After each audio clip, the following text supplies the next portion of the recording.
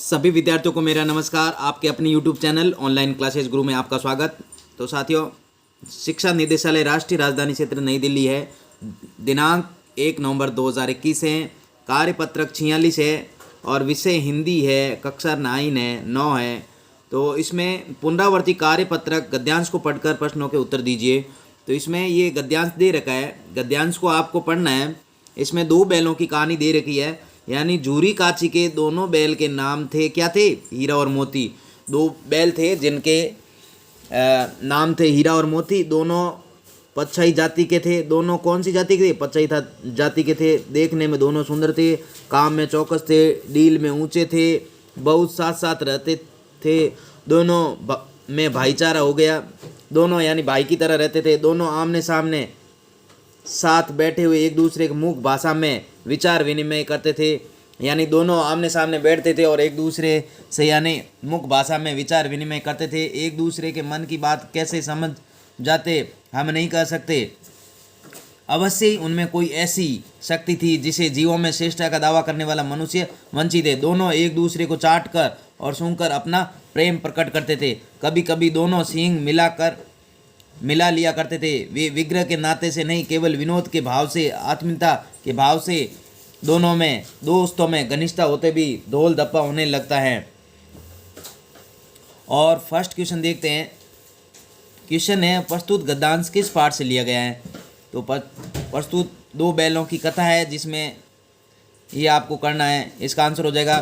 फिर प्रस्तुत गद्यांश के लेखक का नाम क्या था? तो प्रेमचंद था। क्या नाम था? प्रेमचंद था। नेक्स्ट प्रश्न देखते हैं। दोनों बैल देखने में कैसे थे? यानी दोनों बैल देखने में कैसे थे? दोनों बैल देखने में सुंदर और सुडौल थे। तीसरे का क्या हो जाएगा? दोनों बैल देखने में कैसे थे? तो दोनों बैल देखने में सुंदर और सुडौल थे। नेक्स्ट प्रश्न देखते हैं।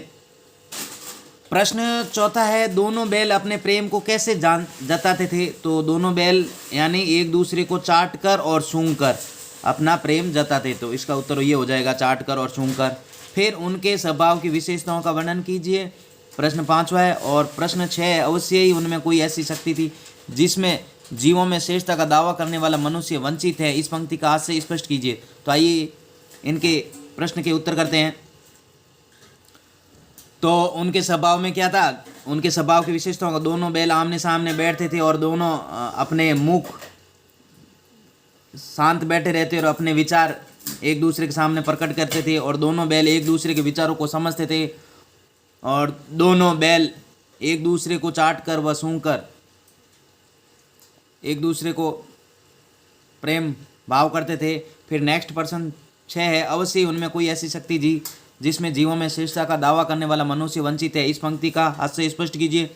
तो इस पंक्ति का हाथ से यह है कि मनुष्य जीवन में श्रेष्ठ होते हुए भी एक दूसरे के भाव को नहीं समझते थे, और बैल जानवर या पशु होते हुए भी एक दूसरे के भावनाओं को समझते थे और विचारों को समझते थे।